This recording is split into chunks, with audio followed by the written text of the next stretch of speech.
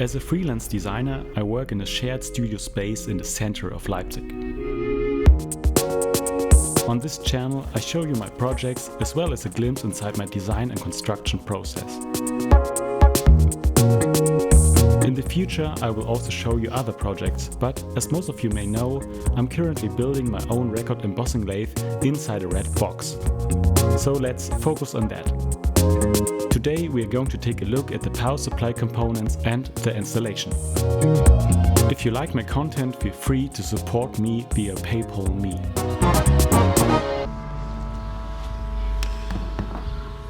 I bought this power socket, which already includes a fuse and a power switch.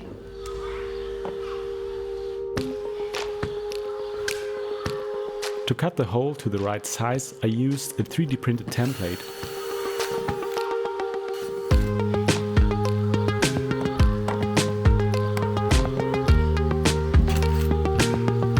With the help of an oscillating multi-tool, some knives, files and chisels.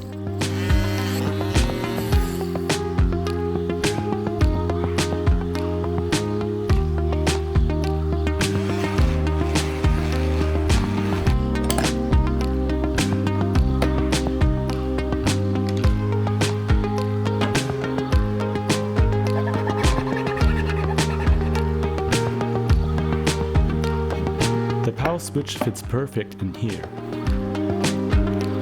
Now the prepared cables can be connected to the power socket.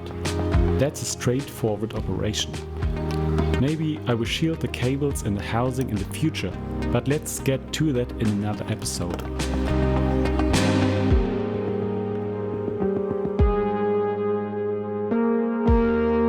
To reduce the risk of acoustic resonance inside the case, I used bitumen damping mats. These mats are actually used a lot in the automotive industry. For the right dimensions, I made a cutting plan.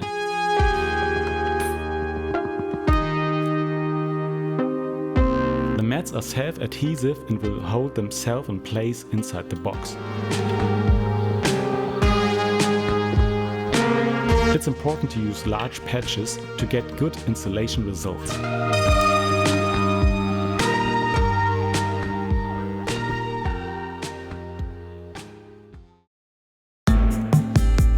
To hold the power supplies in place, I designed some 3D printed mounting clamps. I'm using a 12 volt and a 24 volt power supply converter. The 24 volt is for the stepper control and the other one will power the amp. 2 screws clamp the power supplies in place.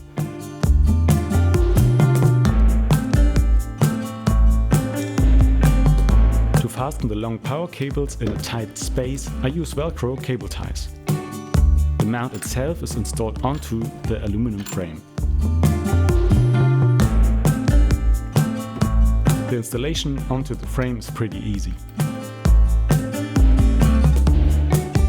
The 2 cables that lead from the power socket to the 2 power supply converters are cut and connected using Vago clamps.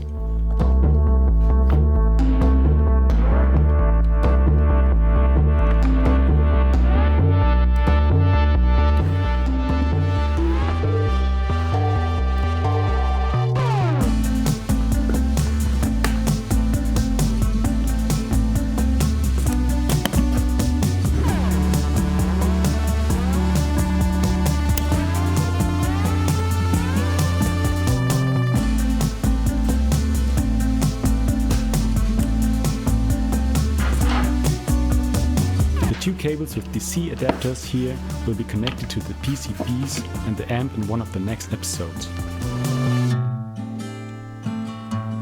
To mount a lamp on the inside of the lid of the suitcase, I've designed an adapter. I used our laser cutter to cut the right shape.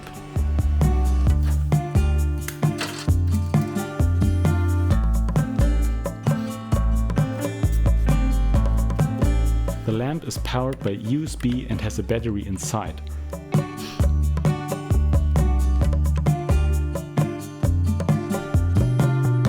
Two screws attach the adapter to the lid.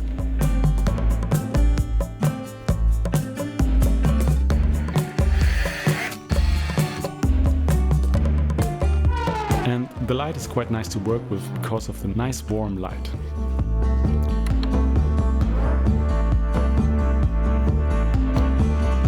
machine's power cable will go here, but maybe I will change the location in the next episode.